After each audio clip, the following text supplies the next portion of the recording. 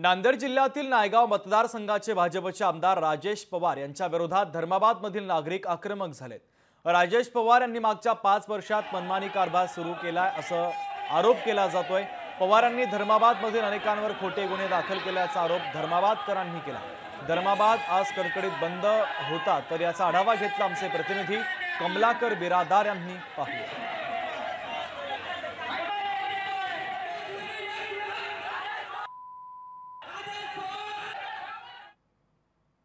भाजपचे आमदार राजेश पवार यांच्या मनमानी कारभाराला धर्माबादकर वैतागलेले आपल्याला पाहायला मिळतात। धर्माबादकरांनी स्वतःची आस्थापने बंद ठेवून राजेश पवार यांचा निषेध व्यक्त करतायत।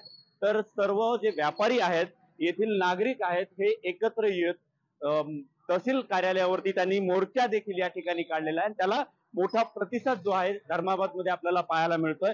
सकाळपासूनच सर्व दुकानदारांनी आपापली दुकाने जी आहेत ती बंद ठेवलेली आहेत। व्यापारी सुद्धा या बंद मध्ये सहभागी झालेले आहेत। सर्वसामान्य नागरिक आणि अनेक पक्षाचे नेते सुद्धा या बंद मध्ये सहभागी झालेले आपल्याला पाहायला मिळत आहेत। तर यापुढे नागरिकांकडून राजेश पवार यांच्यावरती जो संताप आहे तो कधी थांबणार आहे हे पाहणं औत्सुक्याचं ठरणार आहे। कमलाकर बिरादार, लोकशाही मराठी, नांदेड। 5 वर्षापासून राजेश साहेबांनी या ठिकाणी आमच्या विरोधामध्येच काम केलेलं आहे, तरी सुद्धा आम्ही आमचा पाठिंबा त्यांच्यावर होतं।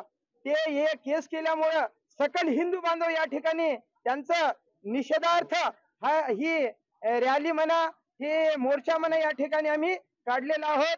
हा केस केलेला गुन्हा पुनश्च रिटर्न घ्यावा। लोकशाही मराठी ऐका, पहा, जागरूक रहा।